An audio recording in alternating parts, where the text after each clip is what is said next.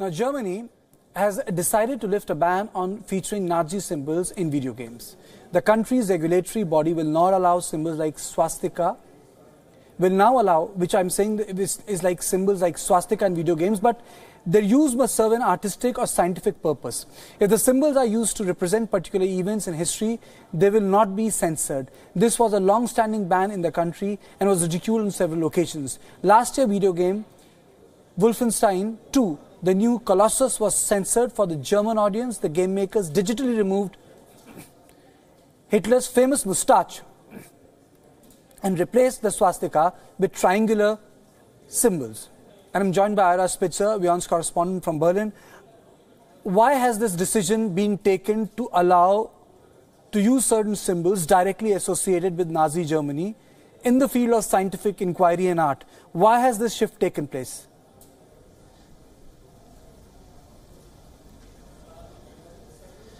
Well, there was a bit of an outcry among German gamers. This kind of happened last year when the latest edition of the Castle Wolfenstein series was released. This was Wolfenstein 2, the new Colossus. And German gamers were disappointed that the game they were playing had been completely altered. Instead of an aging Adolf Hitler, you had somebody who looked very similar but without a mustache. Instead of the swastika, you had these triangles. So there was a bit of concern as to why exactly they weren't allowed to use this content. Now, the reason, of course, is because of Germany's Nazi history. However, in films and in television, in certain artistic endeavors, it's certainly very much allowed to present the Nazi time period and some of the figures from that. So I think what really happened here is that the video game series was recognized finally as being on par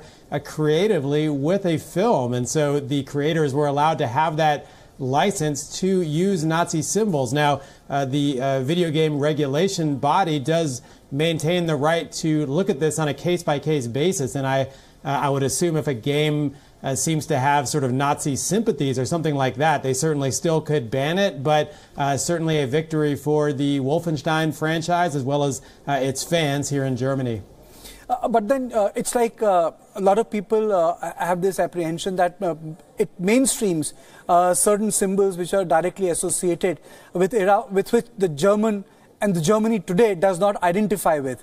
So has Germany come to rest with what has been the legacy of World War and an era dictated by Hitler?